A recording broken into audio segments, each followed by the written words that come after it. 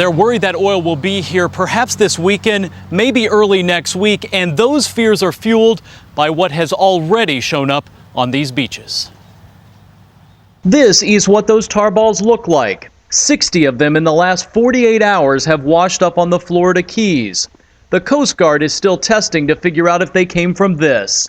You're looking at new video that shows just how much oil is still spewing into the Gulf, even after BP inserted that straw into the leaking pipe. Despite how it looks, BP says it is working, siphoning 84,000 gallons a day to a ship on the water surface. And some outside experts agree. You see oil coming out of the riser now. This is after the insertion of that 4-inch pipe, which is inside the riser, and it's sucking out oil, the riser insertion tube. You can only siphon off a certain amount of oil, which is probably about 30 to 40% of the oil that's coming out of the tube. I think this is good progress. Good progress, but not good enough. The oil is already bleeding into the marshes of the Mississippi Delta. Once it's in these fragile wetlands, the oil is almost impossible to clean up.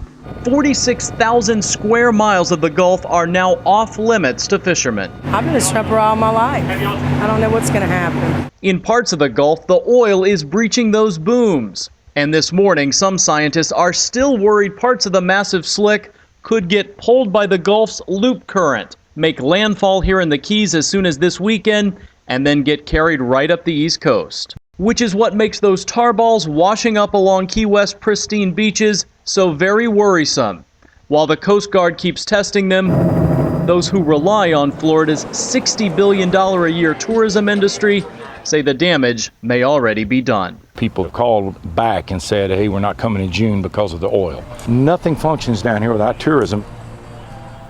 And tourism officials here in Florida aren't the only ones worried. In places like Savannah, Hilton Head, even up in the Carolinas, they're also concerned. The irony is they have benefited from this spill so far. People canceled their vacations along the Gulf Coast, moved them to those locations. But if this loop current scenario comes true, Robin, all of that will come to an end. Yep, a lot of concern for a lot of people. All right, Ryan, thank you so much.